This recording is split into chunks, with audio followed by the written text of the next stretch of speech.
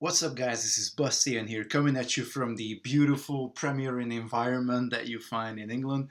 I'm out on my journeys. However, I thought that there is a distinct lack of how to play Dragon Ball CCG video on my channel. So I took this opportunity to actually go down a few things with you guys and just explain a couple of things from the rulebook, which, by the way, you can download if you join us on the Facebook group that we have, which you will find the link to at the comment below. So, first of all, let's start with the types of cards. We've got warriors, we've got event cards, we've got techniques, we have wish cards, and we have a special kind of warrior cards, which are fusion cards. So technically you start out with 3 decks. You have your main deck, which is your 40 card deck that you will do the majority of the play with. You also have a wish deck, which can contain up to 3 wishes. And you can also have a fusion deck, which can contain up to 15 fusion warriors. It just so happens that we have 5 fusion warriors in the game. Vegito, Gogeta, Gotenks, Fused Buu, and Gokyo. So if you have 3 of all of those, you can put all your playsets into that fusion deck if you really want to. But let's focus on the main deck. So the main deck has to be exactly 40 cards, no more, no less. That's very important that you stick to 40 cards, and from the 40 cards, a maximum of 25 can be warriors, which basically means that you can have 20 warriors and you can have another 20 techniques and events, but most of the time, trust me, you'll be wanting to max out on having 25 warriors in your deck. Why, you may ask? Well, the techniques can be used without warriors. The events do very little most of the time if you don't have the right warriors in play. So every time when I start to build a deck, I'm thinking about, okay, I'm going to put 25 warriors in there.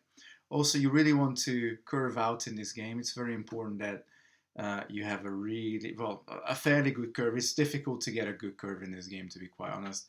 The flashing lights are because the tally's just above me. I just thought I'll spice the video up a little bit. But anyway, it's very important that you curve out with your cards because, as you can see, both players start on turn 0.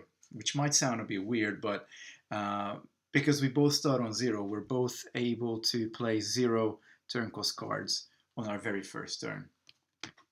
And this turn cost, I tend to use a 10-sided dice, so an 8-sided dice is just as good after there are no cards in the game that require any higher than a turn 8 cost. So as long as you have something that you can use to mark that, that's perfectly fine. What's important is that your turn changes at the end of your turn. So let's say you got 2 guys sitting down and they want to start playing, and you flip the coin, I call tails, and I go first. Okay, I'm going to start on turn 0.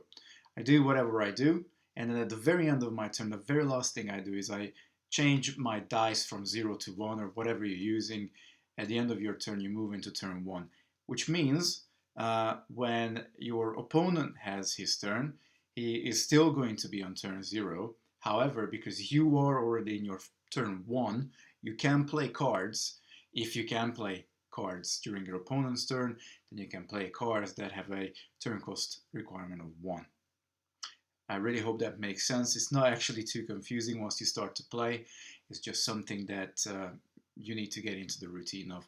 Remembering that that's your last step. I tend to do it when I pass the turn. I have the dice in my hand and I put it down. That's kind of a good little way to remember it. So from a deck building perspective, I'll just show you real quick what I have going. This is my giant ape deck, by the way. So I'm running here. I always run quite a lot of very cheap cost cards because I want to make sure I have a good start in the game. So I actually have 8-0 drops, and then I have 2 1-drop Nappas, and then I have 4 2-drops, 2 Goten, and 2 Trunks, which search each other out. And then I have 2 3-drop Vegeta, and then I have 3 4-drop trunks, 2 5-drop turtles, and the rest are super giant apes, which can only bring out with the full moon cards. So obviously we will have 3 of the event that allows us to bring out the giant apes. So my advice is, which you may or may not want to follow, is to start out with a fairly reasonable amount of 0 costs, 1 costs. There's actually a lot of good cards out. You just need to decide whether you want to be defensive or you want to attack. Obviously your Goku, your Zunama, your Piccolo Jr., those will be primarily attacking cards. Your Grand Kai, your Old Kai, Krillin, for example, those will be supportive cards, of course, because you're looking at the second value. Talking about the values, let's really quickly discuss what we're talking about here when we're talking about values. So in this game, the stronger team wins. And what we do is how we battle, we basically send teams out. And these numbers will be important as we play the game. So a character can have 2 positions, either healthy status or injured status. Injured status also means that basically they took 1 damage. If at any point in time a warrior takes 2 damage, they go immediately to your chi. They don't go to the discard, they go to the chi. They become 1 with the force, I don't know, whatever. But basically that's a good way, because obviously the chi costs we need to pay, so we discard from our chi whenever we use it. So we got 2 numbers there, 3020. The difference between the 2 is obviously this will be valid if your warrior is injured. This will be valid if your warrior is in healthy status. So as I said, in this game, we build teams and we send them out to attack. The biggest team you can organize can have 3 characters, unless some card says differently. And what you will do is the warrior that you choose to be the lead warrior of your team, the guy who's at the top, you will look at the first number in this row. And now for every other guys, those will be supporting warriors, you will look at the second number, okay? So the team power will be 7 in this particular setup, because Goku has 3, Old Kai has 2, Grand Kai has 2 that they add into the team. But then again, if you have event cards out, Grand Kai gets +1/+1 for each event card you control. So Grand Kai is one of the best support warriors, actually, in my opinion, particularly for this deck, which predominantly runs event cards. Now, you can also have situations where some of your guys may be injured, but that's fine. You will just move them around. How if they're damaged, you can have situations like this, for example. In that case, you probably don't even want to include Old Kai in that team. You just want to hold him back because you can still use his ability that is valid. Any card that has this keyword, which is valid, means that their skill can be used even if they are injured.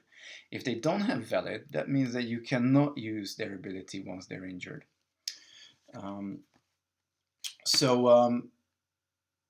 You definitely want to make sure you have a good balance of characters, warriors that you want to use normally as your head warriors, and you also want to have warriors in your deck that you will predominantly use to be supporting warriors in your deck when you do your team formation. Now, going back to the very first turn, obviously the first thing, according to the rulebook, both players obviously shuffle their decks, decide who goes first, and then you draw. Both players draw 6 cards. And if you're not satisfied with those 6 cards, you can shuffle them back into your deck and then draw up to 5 cards, which is your mulligan. And then if you're not happy with those 5 cards, you can mulligan one more time. You can go down to 4 cards. Now, I find that this particular ruling is very restrictive for this game. So I tend to use a house rule, where we basically just implement the mulligan rules from the Dragon Ball Super card game, the one that's currently Bandai's new card game, 2 years old in 2019. And the reason why we do that is because it just gives space for a more enjoyable game from basically turn 0 onwards. Whereas you will find that, you know, with these restrictions on mulligans, particularly if you start out from 6 cards, it's not very good. It can take a lot of the fun away if your opponent goes down to like 4 cards. They still don't get any 0 drops, still don't get any 1 drops, and you got your 0 drops, 1 drops, 2 drops. You got a nice little curve to start with, and your opponent's basically not doing pretty much anything. Draws a card, doesn't get it. Draws a card, doesn't get it. It can be quite frustrating. So if you're new to the game, try out the original rules. Obviously, those are the rules that should be followed. But if you want to use a particular house rule, I have 2 suggestions. You can either draw 6 cards as you do, and if you don't like it, shuffle it back and draw 6 cards again, and then that's it. It is what it is. Or you may choose to use the my preferred house rule, which is following the Dragon Ball Super card game mulligan, which is you draw up to 6 cards, you keep whatever you like, the rest you shuffle back and draw that many cards, however many you shuffle back. But the main point is you still started with 6 cards at the beginning of the game. Another thing about the wish deck, before you start the game, your opponent has no access to see what wishes you are playing with. So these should be obviously face down. Same for the fusion deck. That is also placed face down next to your game area, and then you use it as when you're fusing into some warriors. But I'm not going to go into fusing or anything like that. I just want to settle, like, you know, beginning of the game, deck building rules, things like that. So once you got 25 cards for your characters, the other 15 will be obviously techniques and events. Events, you can only play 1 a turn, and the same rule goes for warriors as well. You can only play 1 warrior a turn, which is very important to keep the game somewhat balanced in a way. However, there are some cards, again, that allow you to break that rule, maybe deploy an additional warrior or put a warrior into play.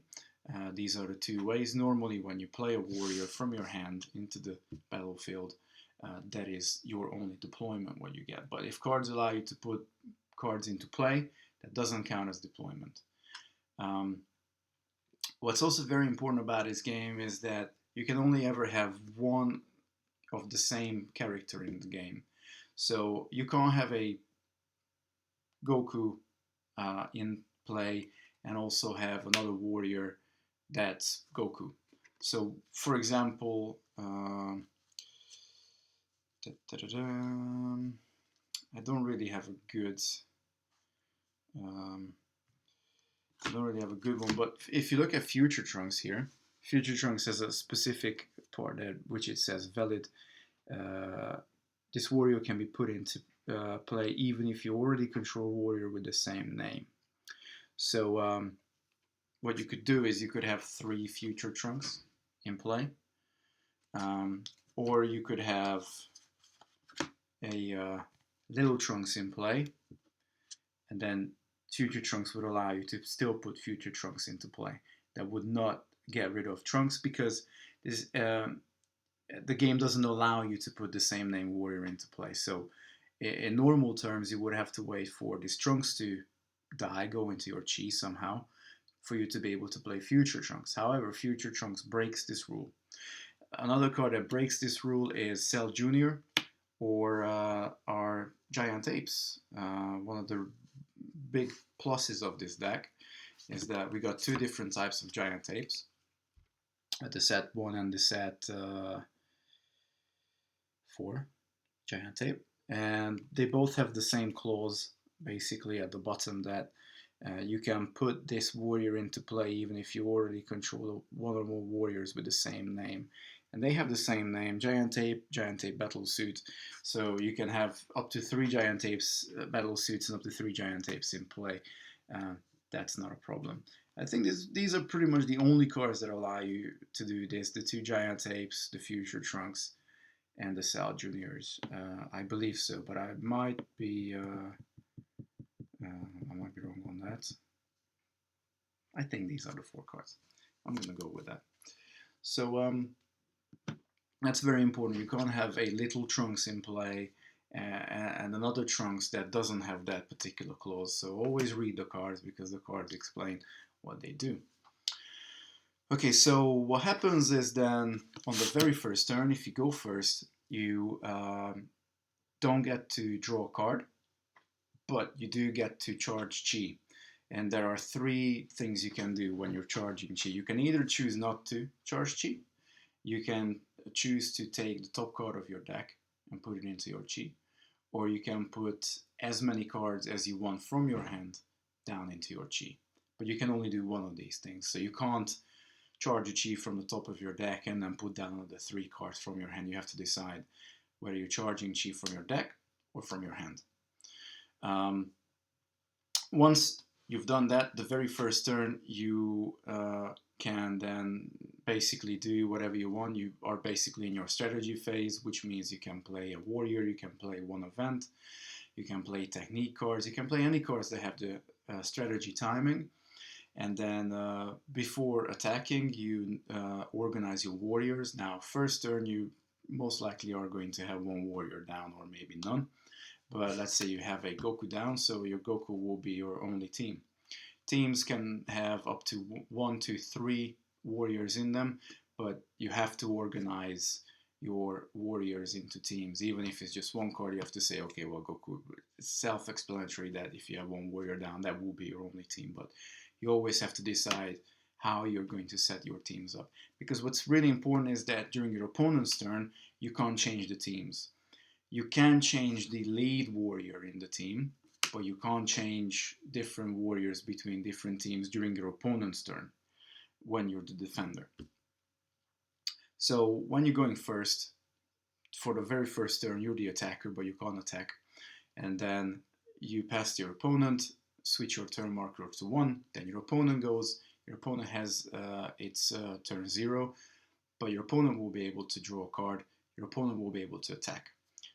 So, if you're going first, you really want to make sure you got somebody down to be able to defend with. Otherwise, you will immediately start to take planet damage. Which takes us to, well, what happens during battles? Well, once teams have been organized on the attacker side, and obviously the defender then decides whether they want to keep the same teams in the same formation or change the formation in the teams, but the teams can't change, just the formation. Then you two will go ahead and battle. So the attacker will then say, okay, I have 1 or 2 or 3 teams that's attacking, and then you as the defender needs to decide whether you're defending against those attacks or you're just gonna let them go into your planet damage. If you don't defend, basically you will take planet damage, which means you will take cards from the top of your planet, which is your deck, and you can't look at them. You just put them into the planet damage area without knowing what they are. And once you take 10 planet damage, you lose the game. Another way to lose the game is if you run out of cards from your deck, which is basically depleting the resources of your planet, and then again you lose the game. So either your planet takes too much damage, or you lose the power, the support of the planet. If the team that you're attacked with has a total combined team power of 4 or less, you take 1 planet damage. However, if the team that obviously deals damage to your planet has a team power of 5 or more, that is called devastating planet damage, and you take 2. That's very important. 4 or less, 1 damage, 5 or more, 2 planet damage. If you are battling, which means you have an attacking team and your opponent's also defending against the team, you will use the same numbers, but differently. So if your team is more powerful than your opponent's and the difference is 4 or less, your opponent's lead warrior and only the guy who's at the front will take 1 damage, which means they will turn from active to damaged, injured position. If the difference is 5 or more, that is called an outstanding victory, and that means that the the lead guy will take 2 damage. So unless they have toughness, they go into the chi. Toughness pretends any warrior that has toughness to take 2 damage, so that will restrict that damage to 1. That's why toughness cards are good. However, not only your lead warrior will take 2 damage, and if it doesn't have toughness, goes into your chi, all the support warriors will also take 1 damage. So if you lose a battle and you had a team like this,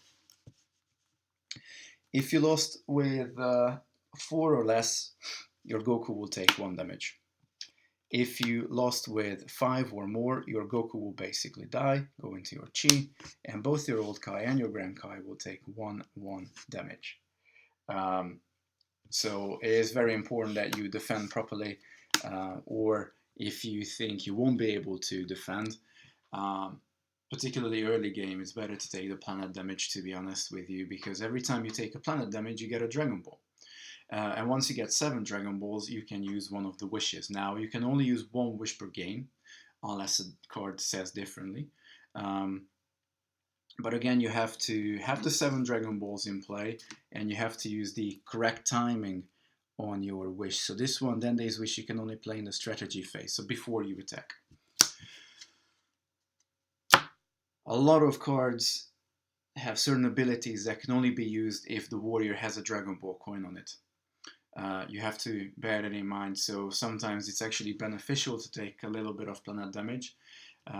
Basically, when you take the planet damage, you receive X amount of Dragon Balls, depending how much planet damage you took, and you can decide which warrior you're going to put that Dragon Ball on. However, you always have to evenly distribute the Dragon Balls between your warriors. Now, that doesn't mean that you can just move the Dragon Balls around freely. That's not the case. But let's say you have a Dragon Ball on your Son Goku, and you take 2 planet damage, then you must share them out equally. So Old Kai and Grand Kai doesn't have any Dragon Balls yet. You must put 1 on Old Kai and you must put 1 on Grand Kai. Only if they would all have an equal amount and you have no other warriors in play, then you can start to put an additional 1 on Goku or Old Kai or Grand Kai. And that's very important, because in your strategy phase, once per turn, you can pay 1 chi, any type of chi, to move a Dragon Ball from a warrior to another warrior, but they have to have the same symbol. So Goku cannot move a Dragon Ball onto Old Kai. However, Grand Kai can move a Dragon Ball onto Old Kai, but you have to pay a chi, and you can only do it once per turn.